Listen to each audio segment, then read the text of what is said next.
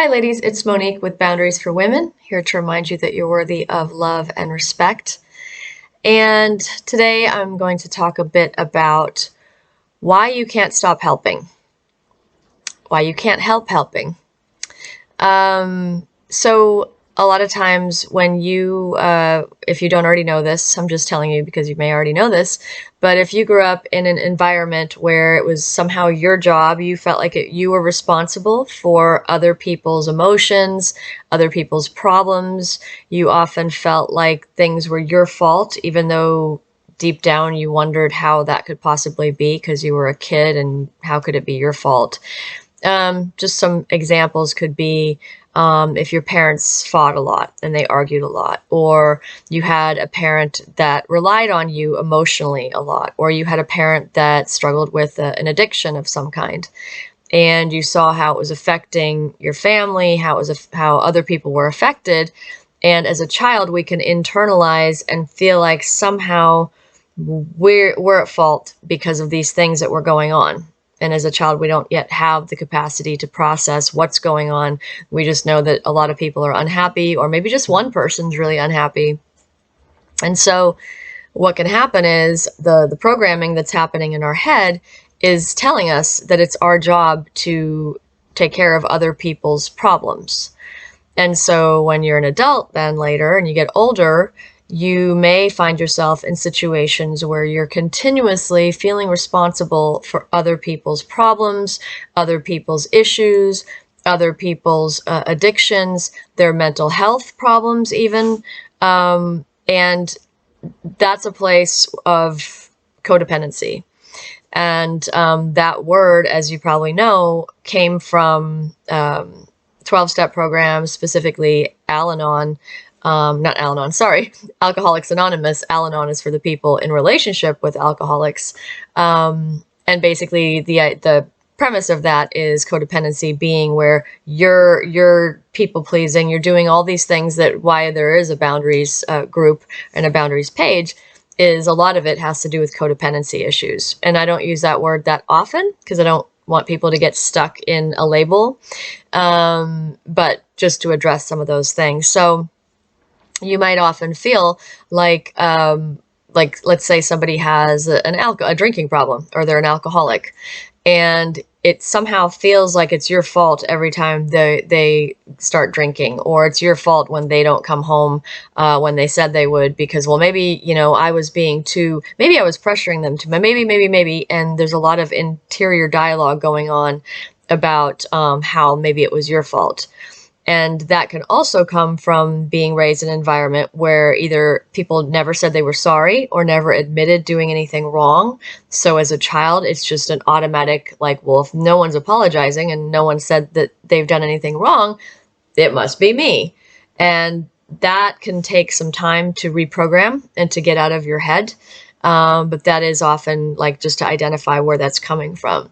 So let's say years later, you're an adult now and you're in relationships with people that are potentially toxic, and especially in some kind of a narcissistic abuse situation. Part of why it can be so hard to get out of that and to get out of that whole cycle is because you already, as a child or as a young person, were programmed to think that everything is your responsibility to fix, or your responsibility to caretake another person's emotions. And that's where that whole thing can happen, where in a narcissistic abuse situation, the person can be saying all these horrible things, and yet somehow convince you that you're the one that's at fault and it's your fault, and somehow you're responsible for all the horrible things that they're saying and doing to you. And so the first step in that is to really identify where that programming came from, and then identify what you can do, what your next step is to do to reprogram your mind. And there's lots of things that you can do for that. Journaling is one thing. To start writing, if it's writing letters to yourself or letters to God, or like what it is in this situation that is triggering all these things and how you're feeling, and then how would you prefer to feel?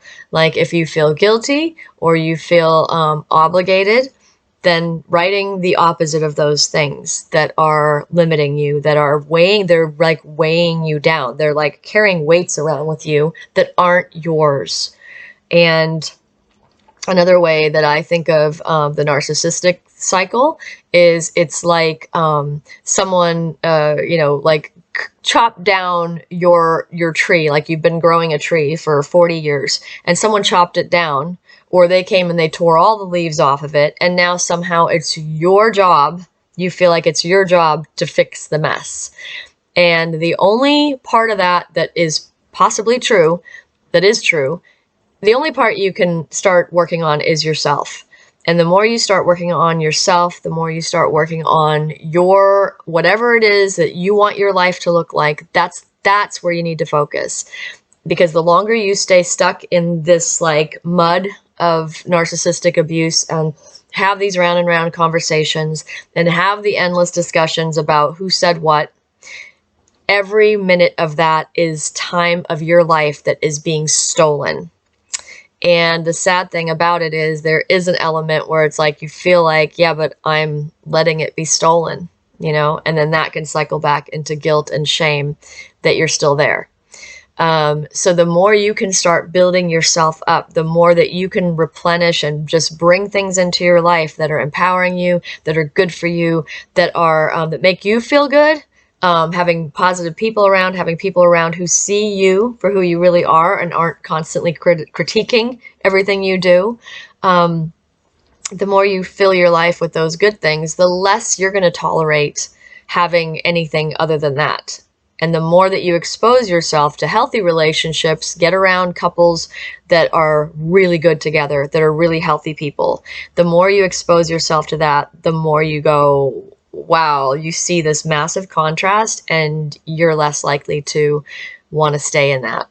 So those are just some thoughts. The main point being, you are not responsible for anyone else's emotions. If you are not purposely going out of your way to hurt other people, which I'm guessing you probably are not, because if you're here on a boundaries thing, you're probably the person that's usually the fixer. But the only thing that you can do is you can only work on yourself. And it is not your job to cure another person. It is not your job to fix another person. It is not your job to be God to another person. It's just not your job. And that person has to learn to take responsibility for themselves, and you need to take responsibility for yourself. And the more you take responsibility for you, your own emotional state, getting your life in the direction of what you want it to be, the less you're going to tolerate that. And the more that other person, by the way, will be forced to deal with themselves.